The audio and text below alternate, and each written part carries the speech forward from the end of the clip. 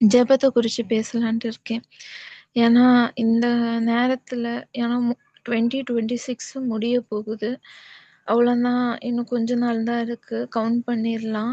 2026ல நம்ம என்ன பண்ணணும்னு நான் யோசிக்கும்போது, எனக்கு ஜெபத்த குறிச்சு தான் தோணுச்சு. ஏன்னா, நம்ம எதுல லேக் ஆயிருக்கோம், நம்ம பைபிள் கூட எப்படியாவது முட்டி, மோதி ஏதாவது 2 வார்த்தை அட்லீஸ்ட் 91வது சங்கீதம் 91 121 ஏதோ ஒண்ணு வாசிச்சிடுறோம். 23வது சங்கீதமோ, இல்லன்னா சில நமக்கு தெரிஞ்ச சங்கீதத்த வாசிச்சிடுறோம்.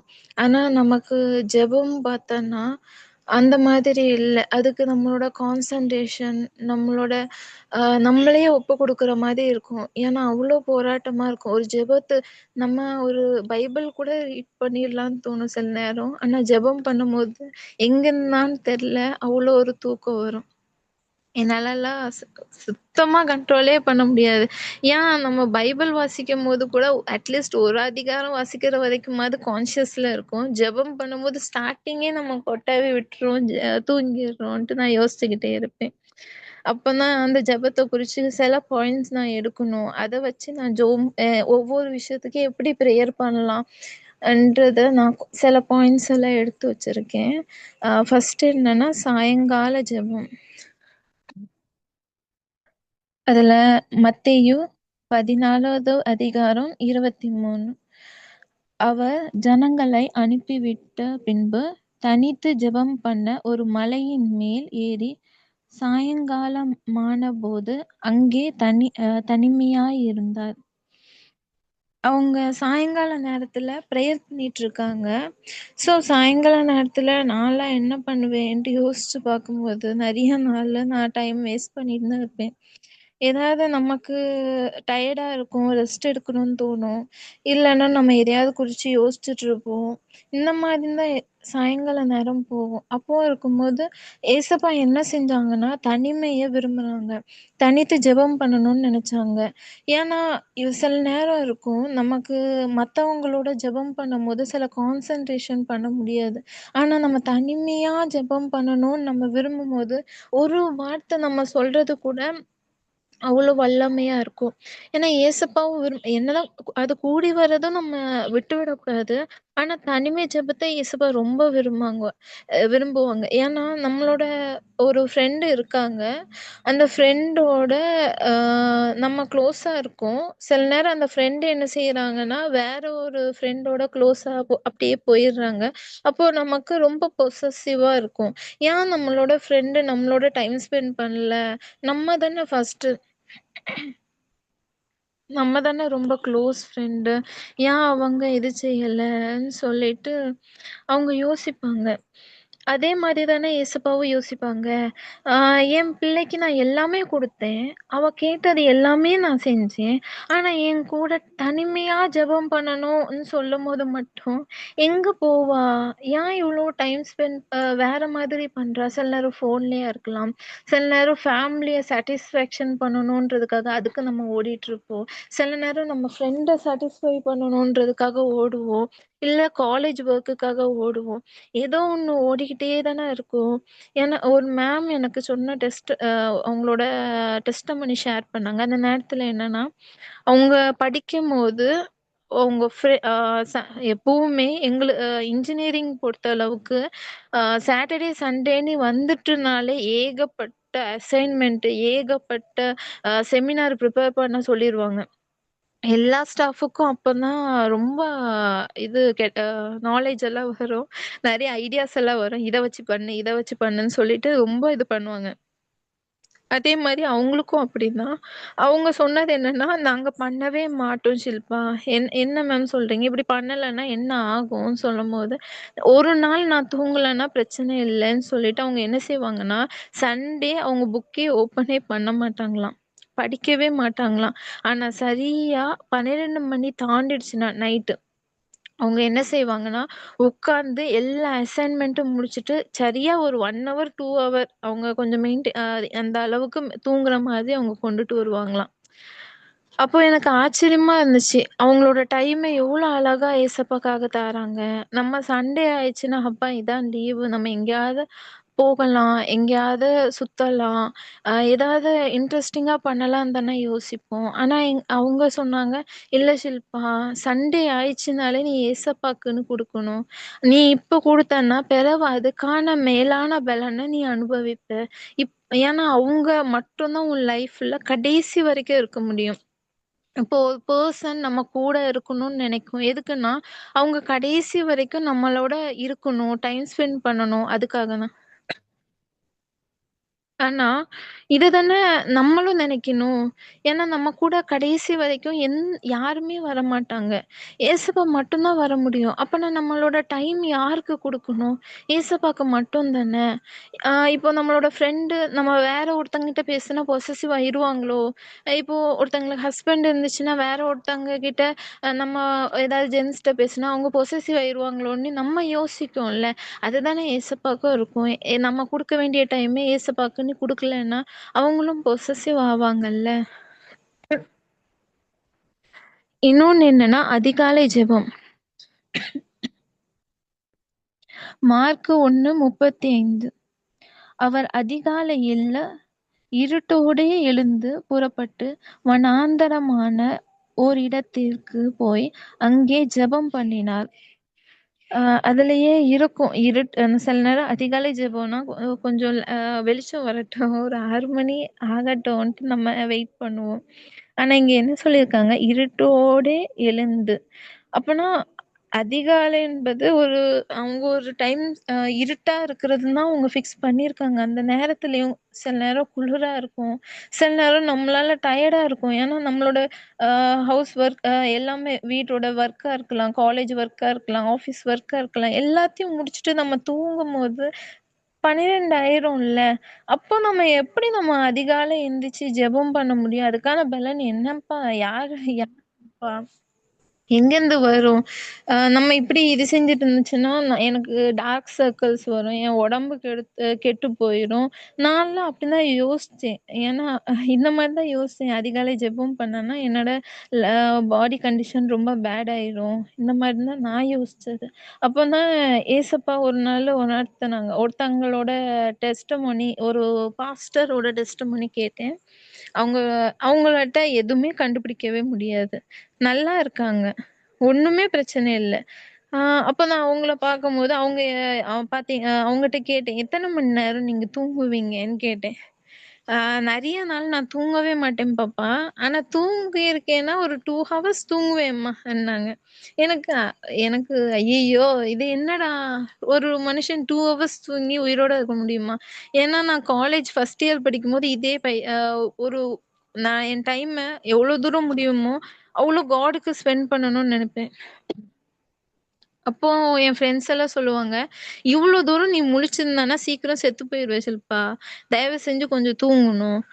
தூங்குறதுக்கும் டைம் ஸ்பெண்ட் பண்ணணும். சும்மா போட்டுக்கிட்டு எப்ப பார்த்தாலும் கொஞ்ச படிச்சுக்கிட்டே இருக்க. அதுக்கப்புறம் பார்த்தன்னா ப்ரேயர்ன்னு உட்காந்துர்ற. சில நேரம் பார்த்தன்னா ப்ரேயர் செல்ல போய் உட்காந்துர்ற. இப்படியே இருந்தன்னா உனக்கு அவ்வளோதான். உடம்பெல்லாம் கெட்டு போயிரும்ன்னு சொன்னாங்க. அப்பந்தான் நான் யோசிச்சேன், ஒருவேளை இருக்குமோன்னு சொல்லிட்டு நான் என்ன செஞ்சேன்னா, ஃபர்ஸ்ட்டு மார்னிங் ப்ரேயர கட் பண்ணேன். கட் பண்ண பிறகும் தான் அ எனக்கு இருக்கிற பிரச்சனை எல்லாமே வந்துச்சு. டார்க் சர்க்கிள்ஸா இருக்கலாம்.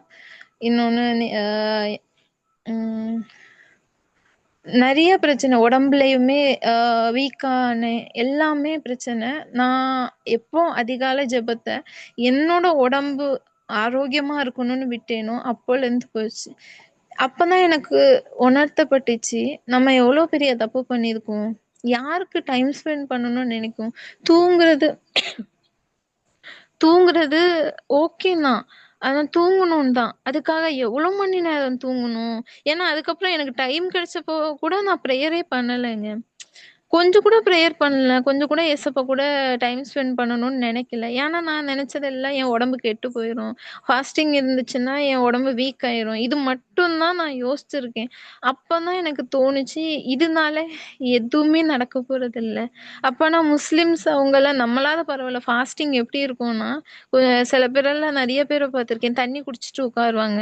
சில பேரெல்லாம் நான் நெறைய ஒவ்வொரு விதமா ஃபாஸ்டிங் இருந்து பார்த்துருக்கேன். ஒன் ஒன் டைம் மட்டும் மார்னிங். ஆஃப்டர்நூன் இல்லன்னா நைட்டு இந்த மாரியெல்லாம் ஃபாஸ்டிங் இருந்து பார்த்துருக்கேன்.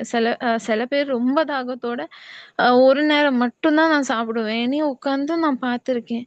ஆனா சில முஸ்லிம்ஸ் அப்படி இல்ல.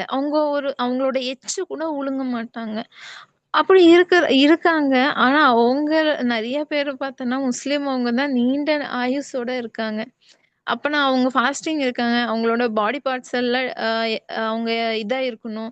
அவங்க வீக்கா இருக்கணும். எல்லாமே இருக்கணும்ல. ஆனா மத்த நேரத்த கம்பேர் பண்ணும்போது, அந்த நேரத்துல தான் அவங்க ரொம்ப எனர்ஜிட்டிக்கா இருந்தாங்க. எனக்கு ரொம்ப ஆச்சரியமா இருந்துச்சு. எப்படிடா! அவங்க ஃபாஸ்டிங் இருக்காங்கன்னே தெரியல. ஒரு பொண்ணுக்கெல்லாம் பயங்கரமான உடம்புல பலவீனம். அவள்லாம் ஃபாஸ்டிங் இருக்கவே கூடாது. அப்படிப்பட்ட பலவீனம். ஆனா அவளும் உட்கார்ந்து ஃபாஸ்டிங் இருந்தா. அப்பதான் எனக்கு தோணுச்சு, ஃபாஸ்டிங் இருக்கிறது மட்டும் இல்லங்க. அந்த மத்தியான டைம் ஆயிடுச்சுன்னா, எங்கலாம் ஒரு நாங்கலாம் ஃப்ரெண்ட்ஸோட தான் இருப்போம். திடீர்னு பார்த்தன்னா, எங்க தான் எஸ்கேப் ஆவாளோ தெரியாது. எஸ்கேப் ஆயி பிரேயர் பண்ணிட்டு இருப்பா. ஆ நமாஸ் பண்ணிட்டு இருப்பா. அப்பதான் எனக்கு தோணுச்சு, அவங்களோட டைம ஒரு நிமிஷம் கூட வேஸ்ட் ஆக்காம, டி ஒ எத்தன டிஸ்ட்ராக்ஷன் நாங்க பேசிட்டு இருக்கோம், விளையாடிட்டு இருக்கோம். அ டீச்சர்ஸ் எல்லாமே பார்த்துட்டு இருக்காங்க. யா எதையுமே நினைக்கல. சும்மா ஒரு இத அ விரிச்சுட்டு அவங்க நமாஸ் பண்ண ஆரம்பிச்சுட்டாங்க. அவ மட்டும் இல்ல. அவ கூட எங்க கூட இருக்கிற எல்லாருமே போயி, அது பண்ண ஆரம்பிச்சுட்டாங்க. அப்பதான் தெரியுது, அவங்களோட இதுல அவங்க ஒழுங்கா இருக்காங்க. அப்ப அவங்களுக்கு தெரியல. இதெல்லாம் யாருக்காக பண்றாங்கன்னு தெரியல. ஆனா, நம்மளோட தேவன் உண்மையான தேவன். சதா காலங்களிலும் ஒரே தேவன். அப்படி இருக்கும்போது அவங்களுக்காக நம்ம ஃபாஸ்டிங் இருக்கோம். ஆனா பிரேயர் பண்றோமா? சரி, அது மட்டும் இல்லாம நீ கொஞ்சம் டைம் ஸ்பெண்ட் பண்ண தான் சொல்றாங்க. ரொம்ப மணி நேரம் எனக்காக அ இருக்கணும்னு கேட்கலையே. கொஞ்சம் உண்மையோட என் கூட கொஞ்சம் ஒரு செகண்டாவது பேசவா தானே கேட்காங்க ஏசப்பா. அத கூட நம்ம செய்றதுக்கு முடியல. இன்னொன்னு, இன்னொரு வசனம் சொல்லணும்னு ஆசைப்பட்டேன். நீதிமொழிகள் 8:17. அதிகாலையில் என்னை தேடுகிறவர்கள் என்னை கண்டடைவார்கள். எப்போனா நீங்க பிரேயர் பண்ணுங்க. மத்தியானம் பிரேயர் பண்ணுங்க. நைட் பிரேயர் பண்ணுங்க. ஆனா மார்னிங் பிரேயர் எப்பவுமே ரொம்ப பவர்ஃபுல்லா தான் இருக்கும். எப்படி தெரியுமா? உங்கள அ ஐயோ! உங்களால எழும்ப முடியாது. உங்களால எதுவுமே செய்ய முடியாது. ரொம்ப கஷ்டமா இருக்கும். வேதனையா இருக்கும். ஐயோ! நான் எந்திரிக்கணுமான்னு உடல் எதுவுமே இது செய்யாது. அதுலயுமே நீங்க என்ன செய்றீங்கன்னா, அது எல்லாமே பரவால்ல. இதெல்லாம் ஏசப்பாக்காக தான். நான் ஏசப்பா கிட்ட பேசணும். நீங்க ஒரு நெனப்புல நீங்க காலையில எந்திரிச்சு பிரேயர் பண்றீங்க. அத எப்பவுமே ஏசப்பா வேல்யூ பண்றவங்களா இருக்காங்க. நீங்க கேட்கிறத நீங்க ஒண்ணு தான் கேட்பீங்க சில நேரம். ஆனா ரெட்டிப்பா குடுக்குறதுக்கு கூட தேவன் வல்லவரா இருக்காங்க. இன்னொன்னு இரவு முழுவதும் ஜெபம். ஆ லூக்கா 6:12. அந்நாட்களிலே அவர் ஜெபம் பண்ணும்படி ஒரு மலையின் மேல் ஏறி முழுவதும் தேவனை நோக்கி ஜெபம் பண்ணி கொண்டிருந்தார். ஆ இந்த இந்த லூக்கா 6:12 வாசிக்கும்போது, ஓ! நைட்டெல்லாம் ஏசப்பா ப்ரேயர் பண்ணாங்களா? ன்ட்டு எனக்கு தோணுச்சு. அப்பந்தான் ஒரு விஷயத்த அதுக்கு அர்த்தம் தான் நான் ரியலைஸ் பண்ணேன். அவங்க ஜெபம் பண்ணியிருக்காங்க. அதுக்கப்புறம் தான் அவங்களோட சீஷர்கள தெரிந்தெடுப்பாங்க. அவங்களோட அப்போஸ்தலர தெரிந்தெடுப்பாங்க. இது என்னதுன்னு யோசிக்கும்போது தான் தெரிஞ்சுச்சு. நம்மளோட லைஃப்ல நம்ம எடுக்க போகிற ஒவ்வொரு முக்கியமான டிசிஷன்லயும் ஜெபம் ரொம்பவே முக்கியம். அவங்க அடுத்த நாளு நம்மளோட பிளானுக்காக இன்னைக்கு நம்ம ஜெபம் பண்ணலன்னா, அடுத்த நாளு நமக்கு என்ன நடக்கும்னு தெரியாது. ஏன்னா, ஆ பிசாசானவனும் எவனை விழுங்கலாம் என்று வகை தேடி சுற்றித் திரிகிறான். அந்த டைம்ல நம்ம ஜெபம் பண்ணாம ஹாயா இருந்துட்டு இருந்துச்சுன்னா, எவ்வளோ கஷ்டம், அ எவ்வளோ பாதிப்பு, எல்லாமே நமக்கு தான்.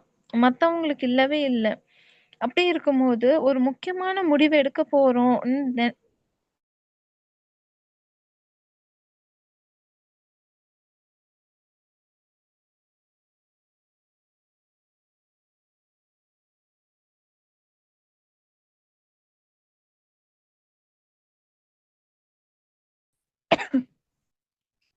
இன்னொன்னு என்னன்னா, அவ மலை மலை மீது ஜெபம். அவ ஜனங்களை மார்க் 6:46. அவர் ஜனங்களை அனுப்பிவிட்ட பின்பு ஜெபம் பண்ணும்படி ஒரு மலையின் மேல் ஏறினார். அங்கதான் ஒரு பெரிய அற்புதம் நடக்கும். 5000 பேருக்கு தேவன் போஷிப்பாங்க. ஆனா இவ்வளோ பெரிய மிராக்கிள் நடந்திருக்கேன்னு சொல்லிட்டு ஓகே, அடுத்து ஒரு இடத்துக்கு போவோம், இன்னொரு மிராக்கிள்ல நம்ம செய்யலான்னு ஏசப்பா நினைக்கல. அந்த இடத்துல என்ன செய்றாங்கன்னா மறுபடியும் ஜெபம் பண்ண போறாங்கன்ட்டு இருக்கும். அப்படி இருக்கும்போது அவங்க ஒரு விஷயத்துல திருப்தி ஆகல. நான் பண்ண அவங்க எவ்வளோ பெரிய மிராக்கிள பார்த்தாலுமே திருப்தி ஆகவே இல்ல. மறுபடியும் நான் என்ன செய்யணும்? ஜெபம் பண்ணணும்னு போனாங்க. அதே மாதிரி தான் நம்மளும். ஒரு விஷயத்துல நம்ம சாட்டிஸ்ஃபை ஆகக்கூடாது. நம்மளோட ஜெபத்துல, வேத வாசிப்புல, நம்மளோட ஊழியத்துல, எல்லாத்துலயுமே நம்மளோட வேலையிலயுமே இருக்கட்டுமே, நம்ம சாட்டிஸ்ஃபை ஆயிட்டோம்னா, அடுத்த ஸ்டெப் எடுத்து வைப்போமா? பண்ணவே மாட்டோம். அதே ஒரு இடத்துல இருந்து ரிலே ஆயிட்டுருப்போம். அதே ஒரு இடத்துல ஓகே, நான் இதுலயே இருந்துக்கிறேன்ற மாரி உட்கார்ந்துருவோம். அப்படி இல்லாதபடிக்கு தேவனோடு நம்ம உள்ள ஆழமான உறவ மறுபடியும் மறுபடியும் புதுப்பிச்சுட்டே இருக்கணும். நம்மட்ட எல்லா டேலண்ட் எத்தன வசனம் தெரிஞ்சா என்ன? எத்தன பாட்டு தெரிஞ்சா என்ன? ஜெபத்துல நீங்க பயங்கரமா பண்றவங்களா என்ன? பரவால்ல. ஆனா தனி ஜெபம் ரொம்ப முக்கியம். தேவன ஒவ்வொரு நிமிஷமும் தேடுறது ரொம்ப முக்கியம். ஏன்னா, ஏசப்பா அத ரொம்ப வேல்யூ பண்ணுவாங்க. என் பிள்ளை பாத்தியா இன்னைக்கு 1 ஹவர் எனக்கு டைம் ஸ்பெண்ட் பண்ணா. சில நேரம் நம்ம 5 செகண்ட் கூட டைம் ஸ்பெண்ட் பண்ணியிருக்க மாட்டோம். அத கூட ஏசப்பா சில நேரம் பெருமையா பேசுறவங்களா இருக்காங்க. என் பிள்ளை பாத்தியா இதுவரை ப்ரேயர் பண்ணல. இப்போ 5 மினிட்ஸ் ப்ரேயர் பண்ணிட்டா. நெக்ஸ்ட் 10 மினிட்ஸ் ப்ரே பண்ணுவா. நெக்ஸ்ட் 1/2 அன் ஹவர், 1 ஹவர், 2 ஹவர்ன்ட்டு என் கூடயே டைம் ஸ்பெண்ட் பண்ணுவா. போகும்போதும், வரும்போதும் அவங்க எடுக்க போற டிசிஷன்லயும், அவங்க அ எதாவது யோசிக்கிறதுலயும் எல்லாமே அவ அதுக்கப்புறம் ஜெபம் பண்ணி எடுப்பா. எனக்கு என்ன பிடிக்கும்னு சொல்லிட்டு செய்வா. அவளுக்கு நான் இதுலயே உட்கார வைக்கக்கூடாது. இன்னும் மேன்மையா குடுக்கணும்னு ஏசப்பா யோசிப்பாங்க. ஆனா நம்ம இத எதுவுமே பண்ண மாட்டோம். ஆனா எல்லாமே 2 மடங்கா எனக்கு நன்மை வரணும். எல்லாமே கிடைக்கணும். நான் ஆசைப்பட்டதெல்லாம் கிடைக்கணும். நான் ஆசைப்பட்டது எல்லாமே என் வாழ்க்கையில நிறைவேறணும்னா, அது எப்படி நிறைவேறும்? கண்டிப்பா இப்போ உலகத்து மனுஷனா இருந்தா, கண்டிப்பா அது நிறைவேறவே ஆவாது. இப்ப நான் இருக்கேன்னா, நானே சொல்லுவேன், "நீ எனக்கு ஒரு டைம் ஸ்பெண்ட் பண்ணாம நீங்க, பிறகு உனக்கு எதுக்கு நான் ஹெல்ப் பண்ணணும்னு?" சொல்லுவேன். அதே மாதிரி இயேசுப்பா சொல்லுவாங்களான்னு பார்த்தா இல்ல. மறுபடியும் சாரி கேட்டுட்டு போனான்னா, அவங்க கண்டிப்பா மறுபடியும் ஏத்துப்பாங்க. மறுபடியும் இயேசுப்பா மறுபடியும் வருவான்னு மறுபடியும் நம்பிக்கையா நம்ம மேல இருப்பாங்க. ஆ இன்னொன்னு ஊக்கமுள்ள ஜெபம். லூக்கா 22:44. அவர் மிகவும் வியாகுலப்பட்டு அதிக ஊக்கத்தோட ஜெபம் பண்ணினார். அவருடைய வேர்வை இரத்தத்தின் துளிகளாய் தரையிலே விழுந்தது. ஒருத்தங்களால இப்படி ஜெபம் பண்ண முடியுமான்னு சொல்ற அளவுக்கு ஜெபம் பண்ணியிருக்காங்க. என்னன்னா, அவங்களோட ஜெபம் எப்படி இருந்திருக்குன்னா, அந்த வேர்வை துள்ளி கூட ரத்தம் ஆயிடுச்சாம். அந்த அந்த நரம்பு இதெல்லாம் இதாயிடுச்சு. அவ்ளோ ரத்தமா வருது வேர்வையெல்லாம். அவ்ளோ ஊக்கமா ஜெபம் பண்றாங்க. அவ்ளோ இதா ஜெபம் பண்றாங்க. ஆனா நம்ம ஏசப்பா இப்படி உன்னைய வர்த்திச்சுட்டு ரொம்ப ஊக்கமா ஜெபம் பண்ணணும்னு சொல்லல. ஆனா நம்ம ஒரு விஷயத்துக்காக நம்ம தேசத்துல குடிப்பழக்கத்துல அத்தன பேர் அடிமைப்பட்டுருக்காங்க. விபச்சாரம் நடக்கு. அ ச சைல்டு மேரேஜ் நடக்கு. நெறைய இடத்துல அப்யூஸ் நடக்கு. நெறைய நடக்கு. இந்த நம்ம சர்ச் விஷயத்துலயுமே சர்ச்சுக்குள்ள சமாதானம் இல்ல. சண்டை, பொறாம, அ காம்படிஷன்னு இந்த மாரி ஏகப்பட்டது நடக்கு. ஆனா இதுல ஒண்ணுத்துக்காவது நம்ம உங்களால ஊக்கமா ஜெபம் பண்ண முடியல. பரவால்ல. அட்லீஸ்ட் அத இன்ஃபார்மாவது காடுக்கு பண்றோமா? "ஏசப்பா இப்படி நடக்குது. இப்படி இ இருக்குது. சாரி ஏசப்பா. இனிமே இது நடக்காதபடிக்கு நீங்க பார்த்துக்கோங்கன்னு" ஒரு நேரம் அதுக்காக நம்ம ஜெபம் பண்ணணும்னு நெனச்சிருக்கோமா? அவங்கள ஒ ஒரு நேரம் கூட நம்ம வேல்யூ பண்ணவே இல்ல. இந்த மாரியெல்லாம் நடக்கும்போது சர்ச்சுலலாம் பிரச்சனை, நெறையா நடக்கும்போது, ஏசப்பாவுக்கு சமாதானமே இருக்காது. இப்ப நம்ம இந்த மீட்டிங் நம்ம ஹேண்டில் பண்றோம்னாலுமே, அ பயமும், பக்தியும் இல்லாம சும்மா வெறுமையா வேண்டா வெறுப்புக்கு நடத்துனாலுமே, நீங்க வேண்டா விருப்பத்துக்கு நம்ம நடத்தலாம். ஆனா ஏசப்பா ஏதோ நடக்குன்ற மாரி தான் இருக்கும். அவங்களுக்கு நம்ம இப்போ செய்றது நம்மள சாட்டிஸ்ஃபை பண்ணணும், மத்தவங்கள இம்ப்ரெஸ் பண்ணணும், அதுக்காக இருந்துச்சுன்னா, இது எப்பவும் விழுந்து போயிரும். ஆனா இதே காட இம்ப்ரெஸ் பண்ணணும், காடோட வில் செய்யணும், அவருக்காக நெறைய பேர் இங்க ரட்சிக்கப்படாம நெறைய பேர் வந்துட்டு தான் இருக்காங்க. அப்படி இருக்கும்போது அவங்க மத்தியில ஏதோ ஒரு வார்த்தை போயிரணும். இப்போ கேட்டுட்டு இருக்கிறவங்களும், இந்த வார்த்தைய நான் கேட்டுட்டேன். இத போய் நான் செயல்படுத்துவேன். நம்ம இருதயத்துல நினைக்காம இருந்துச்சுன்னா, நம்ம அப்படி ஏதோ வேல்யூ பண்ணாம இருந்தோம்னா, இந்த மீட்டிங்க்கு வர்றது வேஸ்ட் தான். ஏன்னா நமக்குள்ள அந்த ஒரு இன்ட்ரெஸ்ட் இருக்கணும். ஏசப்பாக்காக ஏதோ ஒண்ணு செய்றோம். ஏசப்பாக்காக ஏதோ ஒண்ணு நம்ம கேட்டுருக்கோம். இத நம்ம அப்படியே வைக்காம, இது நம்ம வாழ்க்கையிலயும் செயல்படுத்தணும்னு இங்க வந்திருக்கவங்களும் நெனச்சாங்கன்னா, அது அதிக பலன் குடுக்கிறதா இருக்கும். இன்னொன்னு கண்ணீரோடு உரத்த சத்தத்தோட ஜெபம். எபிரெயர் 5:7 தம்மை மரணத்தி அ தின் தம்மை மரணத்தினின்று இரட்சிக்க வல்லவரை நோக்கி பலத்த சத்தத்தோடு கண்ணீரோடு விண்ணப்பம் பண்ணி வேண்டுதல் செய்தார். ரொம்ப நமக்கு எப்போ கஷ்டமா இருக்கும் தெரியுமா? நம்மகிட்ட ஒண்ணுமே இல்ல. எல்லாமே போயிடுச்சு. அவ்வளோதான் சொல்லும்போது தான் நமக்கு அவ்ளோ கஷ்டமா இருக்கும். அவ்ளோ வேதனையா இருக்கும். அவ்ளோ துக்கமா இருக்கும். அப்போ என்ன ஆகும்னா, நம்மளே அறியாம எல்லாருமே துரோகிகள். எல்லாருமே நம்மள விட்டுட்டு போயிட்டாங்க. அவ்வளந்தான். நம்ம லைஃப்ல அடுத்த நேரம் ஸ்டெப் ஆன் பண்ண முடியாது. நமக்கு அவ்வளோதான் நம்மளோட லைஃப். நம்ம குடும்பம் நம்மள புரிஞ்சுக்கல. நம்மளோட ஒரு சில நேரம் நமக்கு கல்யாணம் கல்யாணம் ஆயிடுச்சுன்னா, ஹஸ்பண்ட் புரிஞ்சுக்கல. இப்ப நம்ம ஆஃபீஸ்ல இருக்கோம்னா, நம்மளோட கொலீக் புரிஞ்சுக்கல. நம்மளோட ஃப்ரெண்ட்ஸ் புரிஞ்சுக்கல.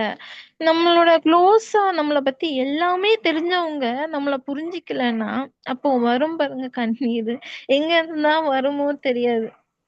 அந்த அந்த நேரத்துலயும் கொஞ்சம் ஏசப்பாட்ட போயிட்டு, கண்ணீரோடு சத்தமா, "என்னால முடியலன்னு" ஒரு வார்த்தை சொல்லி பாருங்க. அதுக்கான பலன் கண்டிப்பா வரும்.